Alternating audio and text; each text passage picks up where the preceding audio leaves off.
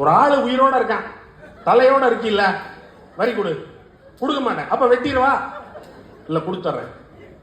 தலைவரி, முலைவரி. ஒரு பெண் மார்பகங்களோடு இருந்தால் முலைவரி, மீசை வரி,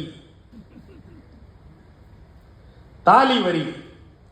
தாலி போட்டிருந்தா வரி, அது கட்ட மாட்டேன். அப்ப தாலியை தூக்கிடு. தாலியை தூக்கிட்டா இந்த குடும்பம்ங்கிற அந்த கட்டுக்குள்ள நீ நிக்கல. அப்ப நீ என்ன? தாலி போட்டு அந்த கட்டுக்குள்ள நின்று ஒரு பாதுகாப்பா இருக்கணும்னா வரி கொடு, இல்லைன்னா ஊரோட போ. தாலி வரி. உடம்புல தங்கம் போட்டா மேனி பொன் வரி. தங்கம் போடக்கூடாது. எளியவர்கள் ஈயத்துல தான் அணிகலன்கள் அணியணும், தங்கம் போடக்கூடாது. கொஞ்சம் கூடுதல் சாதி தங்கம் போடுற அளவுக்கு இருந்தா மேனி பொன் வரி. பிறந்த நாள் வரி. இது என்னங்க? நம்ம பிறந்த நாளைக்கு வரி இல்ல, மன்னர் பிறந்த நாளைக்கு வரி. மன்னர் நான் பிறந்தேன்னு எனக்கு ஒரு வரி கேட்டீங்க, ரைட்டு. மன்னர் பிறந்ததுக்கும் வரி கேட்கறான். மன்னர் பிறந்ததுக்கு பிறந்த நாள் வரி. அப்புறம் நீங்க மரம் வச்சிருந்தீங்கன்னா மரத்துக்கு வரி. ஏற்கனவே பனை வரி சொல்லிட்டேன். மர வரி. மாமரம் வச்சிருந்தா 12 பைசா, பனைமரம் வச்சிருந்தா 12.25 பைசா, புளிய மரம் வச்சிருந்தா 3, தென்னை மரம் வச்சிருந்தா ஃபர்ஸ்ட் குவாலிட்டி தென்னை மரமா இருந்தா 8 சக்கரம். அப்புறம் மலை வரி, குடை வரி. கொடை வச்சிருந்தா, கொடைனா இந்த மான்மார்க் கொடையெல்லாம் இல்லை, சும்மா அந்த தாழங்குடையெல்லாம் பிடிச்சிட்டு போவாங்கல்ல, படுதாலாம் போட்டு போவாங்கல்ல, அதெல்லாம் வச்சிருந்தா அதுக்கு வரி. பிறப்பு வரி, இறப்பு வரி. பிறப்பு இறப்பு பதிவகம் இருக்கு. இப்ப பிறப்பு இறப்பு, பர்த் டெத்து ரிஜிஸ்ட்ரேஷன்லாம் இருக்கு. அவன் எப்படி அதை பதிவு பண்ணியிருக்கான்னா வரி வாங்குறதன் மூலமா பதிவு பண்ணி. ஒருத்தன் பிறந்துட்டான், ஒருத்தன் செத்துட்டான். உங்க அப்பா செத்ததுக்கு வரி கொடு. எங்க அப்பா தான் போன வருஷமே செத்துட்டாரு, அப்பவே கொடுத்துட்டானே, இருந்தாலும் செத்துட்டார்ல இந்த வருஷமும் கொடு அப்படின்னா செத்தவனுக்கெல்லாம் வரி வாங்கிட்டே இருக்கான். தாக்கு பிடிக்க முடியாம கன்னியாகுமரி மாவட்டத்துல இருந்து ஓடி போய் நெல்லைக்கு போயிட்டாங்க ரொம்ப பேர், இடம் மாதிரி. அப்புறம் ஏதோ கவிதை எழுதுனது மாதிரி எழுதியிருக்கான். நான் சொன்னா தலைவரி, மலைவரி, முலைவரி, பிறப்பு வரி, இறப்பு வரி, நாட்டு வரி, ஏட்டு வரி, ஊட்டு வரி, காட்டு வரி, ஆட்டு வரி, மாட்டு வரி. இந்த கவிதைக்கு எதுகை முனையாடா போடுறீங்க? மாட்டு வரி போட்டது கூட குற்றம் இல்லை. மாட்டுல பால் கறந்தீங்கன்னா கறக்கு வரி. கறக்கலைன்னா எனக்கு எதுக்குடா மாடு? இவ்வாறு மாடு வச்சுக்கிறது உன் உரிமை, நீ மாடு வச்சுக்க, அதுக்கு ஒரு வரி கட்டு. ஆனா அதை நீ கறக்காம வச்சிருந்தீங்கன்னா மாட்டு வரியோட போயிடுவோம். கறந்தினா கறக்கு வரியும் கட்டணும் அப்படின்னு சொல்றான். அப்ப ரவிக்கே அணியக்கூடாது பெண்கள். ஏன்னா அவன் முலை வரி வசூல் பண்ணணும், அதுக்கு அவன் மார்பு இருக்கான்னு பார்க்கணும். ஆகையினால எளிய சாதி பெண்களுக்கு, குறிப்பாக நாடார் சாதி பெண்களுக்கு, அவர்களுக்கும் கீழே இருக்கிற பள்ளர் பறையர் சாதி பெண்களுக்கு மேலாக்கு அணிந்து கொள்கிற, ரவிக்கை அணிந்து கொள்கிற, மார்பை மறைத்துக் கொள்கிற உரிமை கிடையாது. ஆண்களுக்கு கால் வரைக்கும் மறைக்கிற அளவிற்கு வேட்டி கட்டுகிற உரிமை கிடையாது.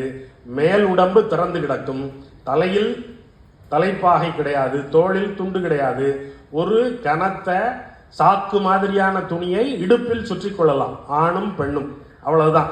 நீ ஒருவேளை நகை அணிய வேண்டும் என்று விரும்பினால் ஈய குண்டுகளை காதில் போட்டுக் கொள்ளலாம், அவ்வளவுதான்.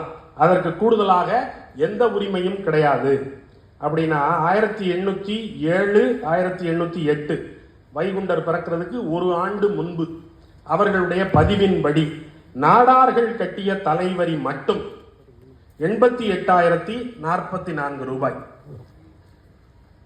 நாடார்கள் உயிரோடு இருக்கிறார்கள், அவர்கள் தலை வைத்திருக்கிறார்கள். ஆகையினால் அதற்காக கட்டிய வரி 88,044 ரூபாய். இது போக ஊழியம், விருத்தி அப்படின்லாம் வச்சிருக்கேன். ஊழியம்னா என்ன? நீங்க வரி கட்டினது போக என் வீட்டில் இன்னைக்கு சாயந்தரம் வேலை பார்த்துட்டு போ அப்படின்னு கூப்பிடுவோம்.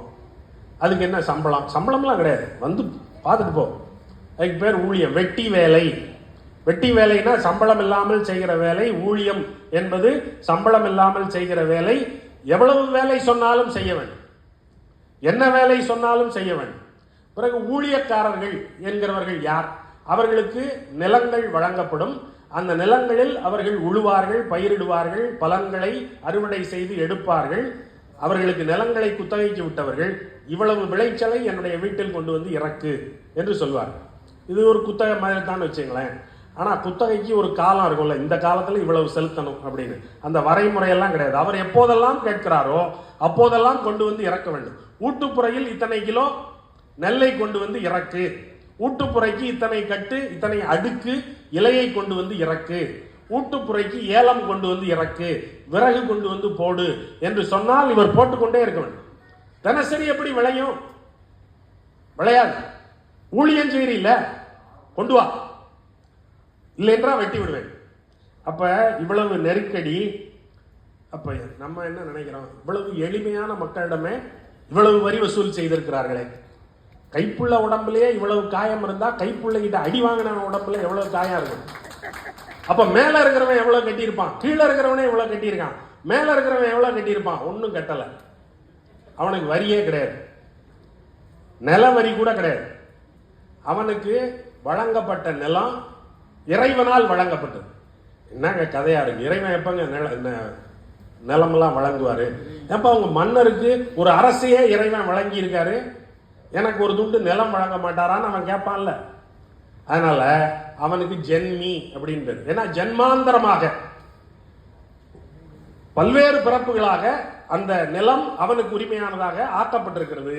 ஆகையினால அவன் வரி கட்ட வேண்டிய அவசியம் கிடையாது. அப்ப அவன் கட்ட மாட்டான். அவனுக்கு கொடுக்கப்பட்ட நிலத்திற்கு பேரு பிரம்மஸ்வம். பிராமணர்களுக்கு வழங்கப்பட்ட நிலத்திற்கு பெயர் பிரம்மஸ்வம்.